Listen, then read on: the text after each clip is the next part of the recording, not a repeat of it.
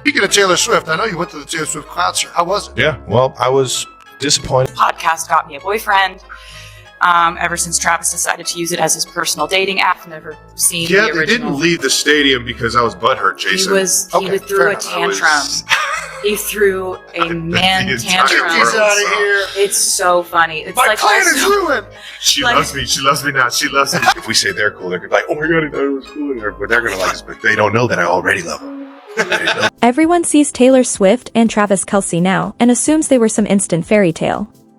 They're married, they look solid, and in hindsight it all feels inevitable. But the truth? Their beginning was kind of a mess. Their first date wasn't cute or cinematic. It was awkward, the kind of awkward where people around them whispered, "Yeah, this might not go anywhere." And honestly, that's what makes their story good. Taylor didn't fall for him the second she met him. The timing was off. Travis was trying a little too hard. Taylor was guarded because, well, she's Taylor Swift, dating her comes with a full-blown circus. They liked each other, but neither one had any idea how to navigate those first few hours, but then you fast forward, and suddenly she's hard launching him to the entire planet. Front row at his games. Holding hands. No hiding. No soft launch.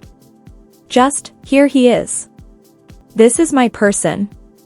And everyone acted like it had been perfect from day one, but it wasn't. She only got to that confident moment because they put in real effort behind the scenes. So the real question is, how did Travis go from nearly tanking their first date to becoming the guy she proudly introduced to millions? How did this almost disaster turn into the relationship everyone talks about? This is where the story finally starts feeling like a movie. Before anyone knew they were circling each other, Travis Kelce was already quietly shooting his shot. Back at the 2023 Super Bowl, Taylor's team took the L to Travis's Chiefs, and no one realized that a few months later, she'd be tied to the guy holding that trophy. Fast forward to summer. Taylor is in the middle of the Eras tour, millions of fans screaming, friendship bracelets everywhere. And in that chaos, there's Travis Kelce, literally crafting a bracelet with his phone number on it. Yes, his actual number. He fully planned to give it to her at the Kansas City shows. Except Taylor doesn't talk before or after concerts because she performs 44 songs a night. So Travis walked out of Arrowhead Stadium with a cute bracelet, and zero progress. He even admitted he was a little annoyed he couldn't give it to her. Before or after her shows because she has to save her voice for the 44 songs that she sings. So I was a little butthurt I didn't get to hand her one of the bracelets I made. But here's the crazy part, that missed moment wasn't the end. It was the beginning. Because a little while later, these two ended up in the same place again, but this time, everything felt different. Taylor was on stage, glowing and performing her heart out, and Travis was watching from a VIP box like the proudest man alive. No one understood how they went from strangers to that, and honestly, fans on both sides were confused. Then the signs started slipping out. In August, during an interview, Travis literally started laughing the second the reporter mentioned Taylor's name. He tried to play it cool, but the reporter teased him about reaching out, and Travis bailed on the question instantly. That was the moment everyone realized something was happening, and they were right, because behind the scenes, Taylor and Travis were already spending time together in New York. According to people close to them, they'd been meeting for more than a month before Taylor ever showed up at that Chiefs vs. Bears game. So while the internet was losing its mind in September, Taylor and Travis had quietly started their connection long before anyone knew. And the paparazzi follow me every single day into work to, just everybody having my name on their talk show every single day, whether it's sports, whether it's not sports. It's just been a crazy ride I could have never anticipated, man. But I'm having fun with it. The majority of the world is having fun with it outside of all the cranky NFL fans that just don't want to see the Chiefs win. It's coming around. They thought you were fake. They thought you were fake. You know what? We're slowly reeling them in. Yep. We're slowly reeling them in. They're fighting it right now. You know what I think it was? I think we all, because you told, thank you for doing what you did, by the way. You were like, yeah, I would like to invite Taylor to the game or whatever. At that point, I assume you knew she was coming? Yeah. You guys knew each other pretty well at that stage. I mean, that was the first time she was going to watch you play, but you guys knew each other pretty well at that point? Yeah, we had knew each other for close to a month. up to that point. And pretty good constant. So it wasn't just out of the blue, hey, come to the game and enjoy the game. Not just like an open call, but we were very thankful that you allowed us to be a part of that. And I think like getting a chance to know you and kind of watch the entire thing, like I was so happy for you. And I think like at learning about Taylor from her thing, I was like so happy for her too. I'm like, this is going to be. And then came September 24th. Taylor walks into the stadium, sits beside Donna Kelce, cheers louder than half the fan base, and suddenly every commentator alive forgets there's even a football game happening. Because the moment Taylor and Travis walked out together and got into the same car after that Chiefs win, that was it. Their public debut.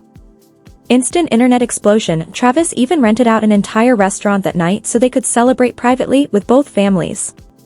But here's the plot twist. That was not their first date. Their real first date happened quietly in New York, inside a private dining room, while Taylor was taking a short break from tour to record. And it all started because she texted him first. Yes, one day, Travis Kelce looked down at his phone and saw a message from Taylor Swift. From there, they talked, they laughed, and they finally set up that long-awaited date. Travis flew to New York just to see her. And during dinner, Taylor even told him her side of the bracelet incident at Arrowhead, and suddenly, everything clicked. Yeah, the start wasn't perfect. There were near misses, awkward timing, and a friendship bracelet moment that almost meant nothing.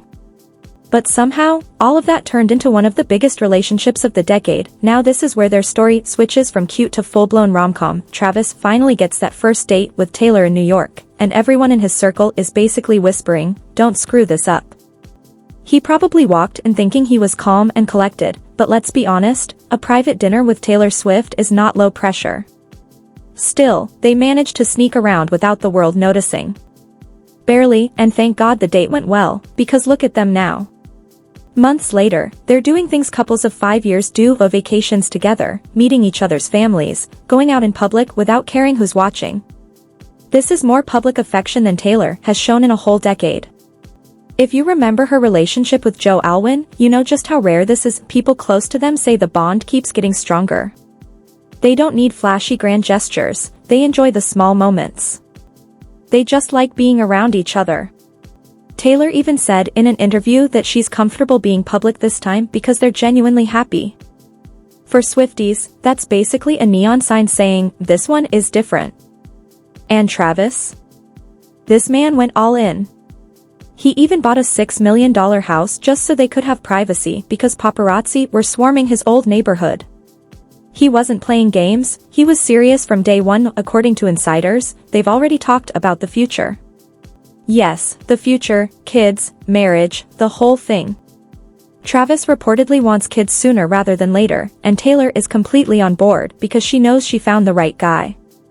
After all the heartbreaks, the exes, and the headlines, this relationship finally feels right. Of course, the haters tried to spin it as a PR stunt or say Travis was clout chasing, as if Taylor Swift needs help with publicity. But Travis shut that down quickly. He told her from the beginning this wasn't a fling. He saw a real future with her. His family saw it. Her friends saw it. And now, there's real talk that they could be engaged by summer. Even the parents' situation is wholesome. Travis was nervous about Taylor meeting his dad, and meanwhile Ed Kelce walked away a full-time Swiftie.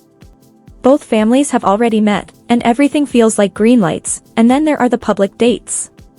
These two walk into any city and instantly become the main characters, SNL appearances, fancy dinners, secret restaurant nights where places stay open just for them.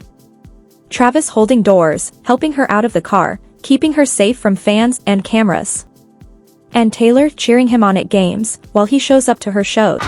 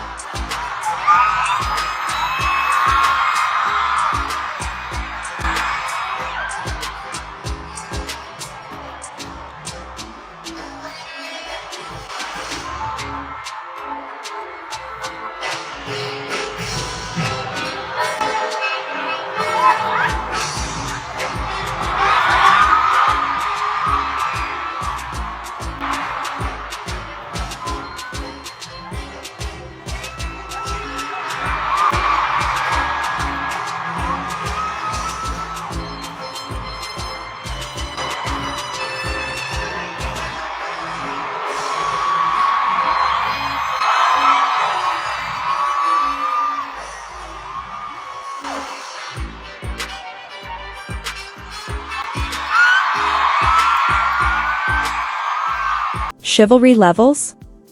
100. Taylor even showed up to a post-season game wearing a custom puffer jacket with his number on it. That's not casual girlfriend behavior, that's endgame energy. For two people who could barely dodge cameras on their first date, they've come a very long way.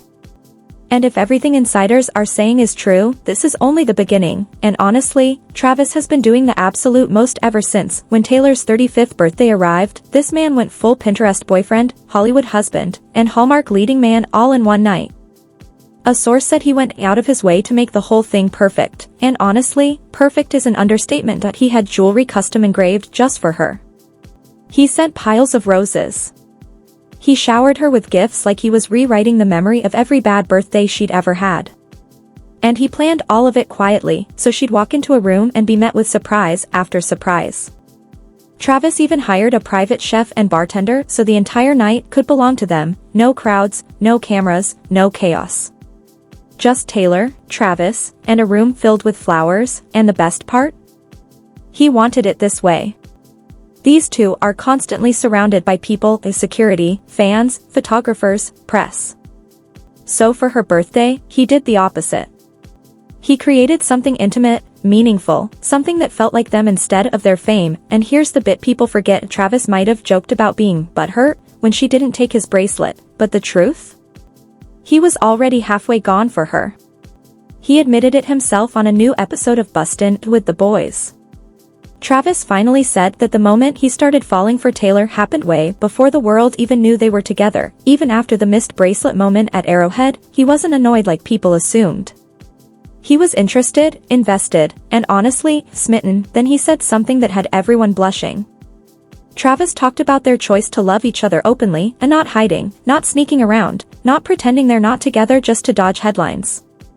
And then he said, "That's my girl. That's my lady. I'm proud of that." Decent job of keeping it private. You want to keep things private, but at the same time, like, I'm not here to like hide anything. That's my girl. That's your You girl. know what I mean? That's my lady. So it's like I'm proud of that. Like, I'm not sitting here trying to juggle like, how can I keep this under wraps? Yeah. You know what How I mean? can It's just play this week? yeah, you just don't want to let everybody into your personal life and like be able to comment on it, knowing that everything she does is getting a headline. She's very self-aware. She understands situations like that. And I think that's why I really started to like really fall for her, was how genuine she is around just like friends, family. It can get crazy for somebody with that much like attention. First game she came to against the Bears, I was like, hey, yeah, I could probably set you up with everything. And she just walked right through the front door. She was just like, I just want to be around the family and friends and like experience this with everybody. I was just like, she really won me over with that one. You know how to ball, I know Aristotle, man. Arma is Gyllenhaal, right? What happened? Then came the 2024 Super Bowl. Chiefs win. The stadium is shaking, cameras exploding, chaos everywhere, and right in the center of it all is Taylor Swift, hugging Travis like the rest of the world doesn't exist, and Travis said that was the moment everything clicked.